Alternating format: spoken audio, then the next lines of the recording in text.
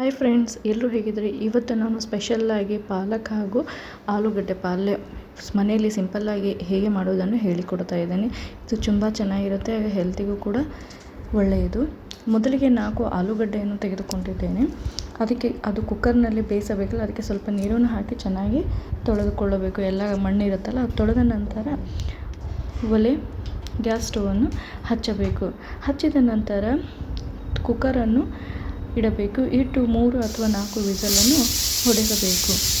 ನಂತರ 1 ಕಟ್ಟು ಪಾಲಕ್ ಸೊಪ್ಪನ್ನು ತೆಗೆದುಕೊಳ್ಳಬೇಕು. ಹಾಗೆ 1 ಟೊಮೆಟೊವನ್ನು ಮತ್ತು 2 ಅಥವಾ 3 ಹಸಿಮೆಣಸಿಕಾಯಿ, ಸ್ವಲ್ಪ ಕೊತ್ತಂಬರಿ ಸೊಪ್ಪು, ಹಾಗೆ ಜಿಂಜರ್ ಗಾರ್ಲಿಕ್ ಪೇಸ್ಟು, ಸ್ವಲ್ಪ ಜೀರಿಗೆ, ಸ್ವಲ್ಪ ಗರಂ ಮಸಾಲ, ಹಾಗೆ ಅರಿಶಿಣದ ಪುಡಿ, ರುಚಿಗೆ ತಕ್ಕಷ್ಟು ಉಪ್ಪು ಎಲ್ಲವನ್ನು ತೆಗೆದುಕೊಳ್ಬೇಕು. ಇನ್ನು ಒಂದು ಬಾಣಲೆಯನ್ನು ಒಲೆಯ ಮೇಲೆ ಇಟ್ಟು ಅದು ಕಾಯಲು ಬಿಡಬೇಕು. ಬೆಂದಿರುವಂಥ ಆಲೂಗಡ್ಡೆಯನ್ನು ನೋಡಬೇಕು. ನಂತರ ಕಾದ ಬಾಣಲೆಗೆ ಸ್ವಲ್ಪ ಎಣ್ಣೆಯನ್ನು ಹಾಕಬೇಕು. ನಂತರ ಎಣ್ಣೆ ಕಾದ ಮೇಲೆ ಸ್ವಲ್ಪ ಜೀರಿಗೆಯನ್ನು ಹಾಕಬೇಕು. ನಂತರ ಹಸಿ ಮೆಣಸಿನಕಾಯನ್ನು ಕಟ್ ಮಾಡಿರುವಂಥ ಉದ್ದುದ್ದು, ಚಿಕ್ಕದಾಗೆಲ್ಲ ಉದ್ದುದ್ದು ಕಟ್ ಮಾಡಿರುವಂಥ ಎಣ್ಣೆಯಲ್ಲಿ ಹಾಕಬೇಕು. ನಂತರ ಸಣ್ಣದಾಗಿ ಕಟ್ ಮಾಡಿರುವಂಥ ಈರುಳ್ಳಿಯನ್ನು ಹಾಕಬೇಕು. ಹಾಗೆ ಸಣ್ಣದಾಗಿ ಪಾಲಕ್, ಟೊಮೆಟೊ ಎಲ್ಲವನ್ನು ಸಣ್ಣದಾಗಿ ಕಟ್ ಮಾಡಿಕೊಳ್ಳಬೇಕು. ನಂತರ ಸ್ವಲ್ಪ ಹಸಿಮೆಣಸಿನಕಾಯಿ ಫ್ರೈ ಆದ ನಂತರ ಕಟ್ ಮಾಡಿರುವಂಥ ಸಣ್ಣದಾಗಿ ಈರುಳ್ಳಿ ಹಾಗೂ ಕಟ್ ಮಾಡಿರುವಂಥ ಸಣ್ಣದಾದ ಟೊಮೆಟೊ ಎಲ್ಲವನ್ನು ಹಾಕಿ ಫ್ರೈ ಮಾಡಿಕೊಳ್ಳಬೇಕು. ನಂತರ ಬೇಯಿಸಿರುವ ಬಟಾಟೆಯನ್ನು ತೆಗೆದುಕೊಂಡು ಅದನ್ನು ಚೆನ್ನಾಗಿ ಕಟ್ ಮಾಡಿಕೊಳ್ಳಬೇಕು. ನಂತರ ಇದು ಫ್ರೈ ಆದ ನಂತರ ಸ್ವಲ್ಪ ಜಿಂಜರ್ ಗಾರ್ಲಿಕ್ ಪೇಸ್ಟನ್ನು ಹಾಕಬೇಕು, ಒಂದು ಸ್ವಲ್ಪ. ನಂತರ ಇದಕ್ಕೆ 1 ಚಿಟಿಕೆ ಆಗುವಷ್ಟು ಅರಿಶಿಣದ ಪುಡಿಯನ್ನು ಹಾಕಬೇಕು. ನಂತರ 1 ಚಿಟಿಕೆ ಗರಂ ಮಸಾಲ, 1 ಅಥವಾ 1.5 ಸ್ಪೂನ್ ಆಗುವಷ್ಟು ಗರಂ ಮಸಾಲ ಪೌಡರನ್ನು ಹಾಕಬೇಕು.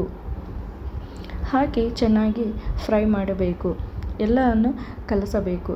ನಂತರ ಇದಕ್ಕೆ ರುಚಿಗೆ ತಕ್ಕಷ್ಟು ಉಪ್ಪನ್ನು ಹಾಕಬೇಕು. ಅಂದರೆ ಉಪ್ಪು ಎಲ್ಲ ಕಡೆ ಬೆಂದಬೇಕಲ್ಲ, ಅದಕ್ಕೆ ಮೊದಲಿಗೆ ಉಪ್ಪನ್ನು ಹಾಕಿಕೊಳ್ಳಬೇಕು.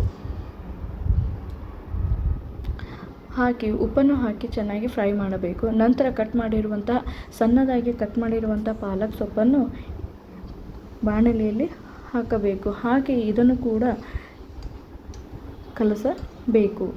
ನಂತರ ಕಟ್ ಮಾಡಿರುವಂತಹ ಆಲೂಗಡ್ಡೆ, ಪೊಟ್ಯಾಟೊವನ್ನು ಬಾಣಲೆಯಲ್ಲಿ ಹಾಕಿ ಅದನ್ನು ಕೂಡ ಬಾಣಲೆಯಲ್ಲಿ ಹಾಕಿ ಚೆನ್ನಾಗಿ ಕಲಸಬೇಕು. ಈಗ ಆಲ್ರೆಡಿ ಅಂತೂ ಆಲೂಗಡ್ಡೆ ಬೆಂದಿರುತ್ತೆ, ಅದಕ್ಕೆ ಲಾಸ್ಟ್ ಅದನ್ನೇ ಹಾಕಬೇಕು.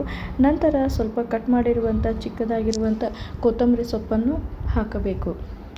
ನಂತರ ಇದು ಸ್ವಲ್ಪ ಕುದಿಯಬೇಕಲ್ಲ, ಅದಕ್ಕೆ ಸ್ವಲ್ಪ ಅರ್ಧ ಗ್ಲಾಸ್ ಆಗುವಷ್ಟು ನೀರನ್ನು ಹಾಕಬೇಕು. ಹಾಕಿ ಚೆನ್ನಾಗಿ ಎಲ್ಲವನ್ನು ಕಲಸಿ ಕುದಿಯಲಿಕ್ಕೆ ಬಿಡಬೇಕು. ಇದಕ್ಕೆ ಮುಚ್ಚಳವನ್ನು ಮುಚ್ಚಿ ಒಂದು 5 ಮಿನಿಟ್ಸ್ ಅಥವಾ 10 ಮಿನಿಟ್ಸ್ ಕುದಿಯಲು ಬಿಡಬೇಕು. ಕುದಿಯುತ್ತಿರುವಾಗ ಒಂದು 5 ಮಿನಿಟ್ಸ್ ಆದಮೇಲೆ ಈ ಥರ ಕುದಿಯುತ್ತಿರುತ್ತೆ ನೋಡಿ. ಮತ್ತೆ ಅದರ ಕುದಿಯುವಾಗ ಸ್ವಲ್ಪ ತಿರುಗಿಸಿ ಮತ್ತೆ ಮುಚ್ಚಳವನ್ನು ಮುಚ್ಚಿ ತಿರುಗಿಸಬೇಕು. ಈ ಥರ ಕುದ್ದಿದ ಮೇಲೆ ಈ ಥರ ಇರುತ್ತೆ. ಪ್ಲೀಸ್ ನಮ್ಮ ಚಾನಲ್ನ ಸಬ್ಸ್ಕ್ರೈಬ್ ಮಾಡಿ, ಶೇರ್ ಮಾಡಿ, ಲೈಕ್ ಮಾಡಿ ಪ್ಲೀಸ್.